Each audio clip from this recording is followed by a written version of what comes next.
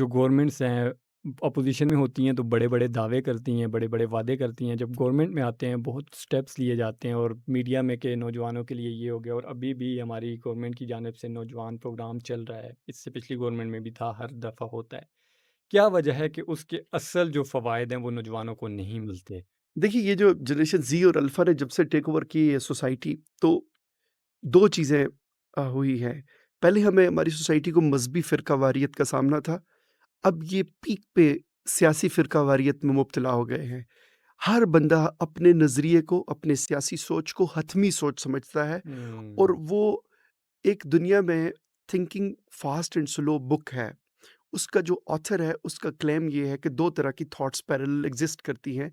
Number 1, वो वाली thought है जो जल्दी-जल्दी, नगदी-नगदी, तेज़-तेज़ स्क्रॉलिंग वाली थॉट, वो वाली जो फ्लड ऑफ इन्फॉर्मेशन के उसके अंदर रहती है हर वक़्त। और दूसरी थॉट वो है कि very slow but very deep, hmm, जो नीचे डीप डाइव करके वो चीज़ों फ़ोकस्ड। को वो निकालती है। दुनिया को जितनी इन्वेंशंस मिली हैं, ये माइक जिस पे हम बोल रहे हैं, ये लाइट जिसके सामने बैठे हुए हैं, इस तरह की जितनी इज़ादात हुई हैं, वो पहली सोच ने नहीं दी, वो दूसरी सोच दूसरी ने दी सोच हैं ने जो डीप डीप डाइव जाके कर चले जाते हैं।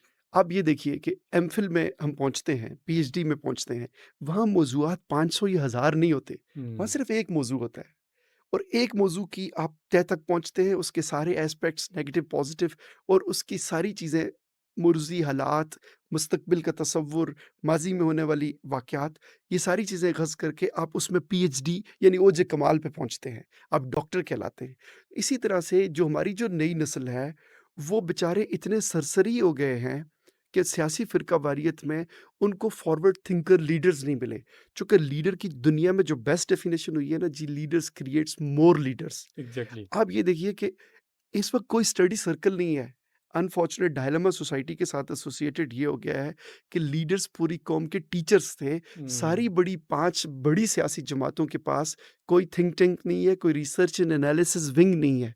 कोई उनके पास बैठ के ब्रेनस्टॉर्मिंग का और बैठ के स्टडी सर्कल नहीं है कि जो स्टूडेंट्स को ये समझा सके कि आपकी पॉलिटिकल आइडियोलॉजी क्या है, क्या है? इख्तिलाफ़ राय कैसे करना है, किसी को मुक्का नहीं मारना, किसी को गिराना नहीं है, हुँ, बल्कि डेमोक्रेटिक गाली नहीं देनी डिबेट्स के और ज़रिए एग्ज़ैक्टली। कैसे करना है? ये जो जितना गंद आप ट्विटर पे देख रहे हैं, जितनी माँ-बहन की गालियाँ देख रहे हैं, ये फ़िक्री अफ़लास क्यों है? इसकी क़यादत भी ज़िम्मेदार है।